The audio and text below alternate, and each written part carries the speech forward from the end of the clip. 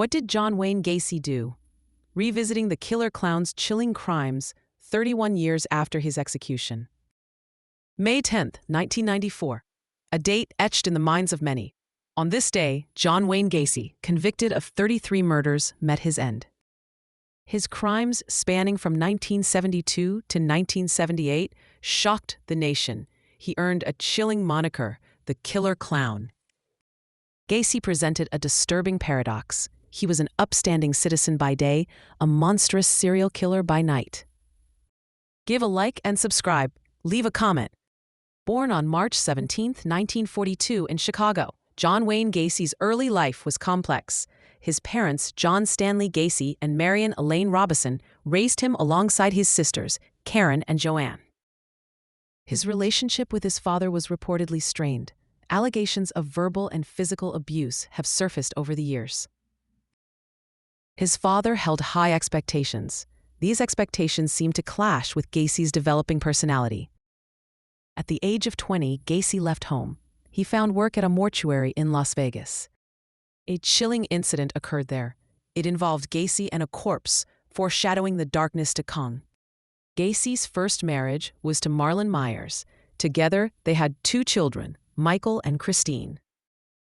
He managed Kentucky Fried Chicken franchises in Waterloo, Iowa, but beneath the surface, trouble was brewing. In 1968, Gacy was convicted of sodomy. He received a 10-year sentence, but served only 18 months. His marriage to Marlon Myers ended in divorce in 1969. A chapter closed, but the darkness remained. His second marriage was to Carol Hoff in 1972. During this time, a disturbing discovery was made. Wallets belonging to teenage boys were found. This raised serious questions about Gacy's activities. This marriage also ended in divorce in 1976. The pattern of instability continued. In 1971, Gacy established PDM Contractors. It was a painting, decorating, and maintenance business. He often employed young men. This provided him with opportunities to prey on vulnerable individuals. He was accused of attempted sexual assault. However, the charges were ultimately dropped. Timothy McCoy became Gacy's first known murder victim in 1972. He was lured from a bus terminal. McCoy was then stabbed to death. This marked the beginning of Gacy's horrific murder spree.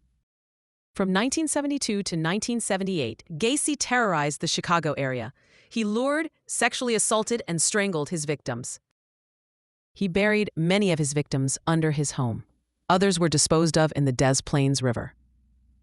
Among his known victims were John Butkovich and Daryl Sampson. Some of these victims worked for PDM. 5 of Gacy's victims remain unidentified to this day. Their stories are a tragic reminder of the unsolved mysteries. Gacy was eventually charged with 33 counts of murder. The weight of his crimes began to catch up with him. Gacy was actively involved in his community. He participated in the Democratic Party and local civic organizations. He was also known as Pogo the Clown. He entertained children at local hospitals. Gacy offered an explanation for his clown persona. He claimed it was simply a way to bring joy to others.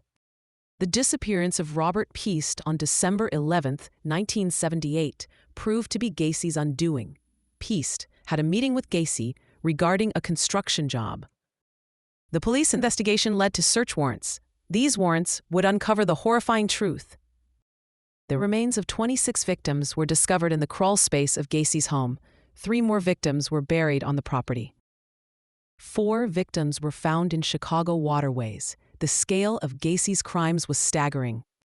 Gacy confessed to at least 30 murders. His facade of normalcy crumbled. He was charged with 33 counts of murder, sexual assault, and indecent liberties with a child. The legal process began. On March 12, 1980, Gacy was convicted. Justice was finally served for his victims and their families. Gacy spent 14 years on death row. His appeals were exhausted, and his fate was sealed. He was executed on May 10, 1994, by lethal injection. The end of a long and dark chapter. His last meal consisted of Kentucky Fried Chicken, prawns, strawberries, fries, and Diet Coke, a final, morbid request. His last words were a defiant "kiss my ass," a final act of defiance. The public reaction to Gacy's execution was intense. Celebrations erupted outside City Hall in Chicago. People chanted and mocked Gacy's clown persona. The relief was palpable. The jury foreman and survivors expressed their relief. The nightmare was finally over. Gacy was convicted of 33 murders. He was sentenced to die for 12 of those killings. While on death row, he sold paintings. These paintings became macabre collector's items. The lethal injection process involved 3 chemicals. A clog in the line caused a delay. It took 18 minutes for Gacy to die, a drawn-out end to a life of horror. The execution took place on May 10, 1994. The location was the Stateville Correctional Center in Crest Hill, Illinois. Gacy was 52 years old at the time of his death. His reign of terror was finally over. John Wayne Gacy's legacy is one of heinous crimes and a disturbing double life. He remains a symbol of pure evil. The public felt immense relief at his execution. It brought closure to a long and painful chapter in American history.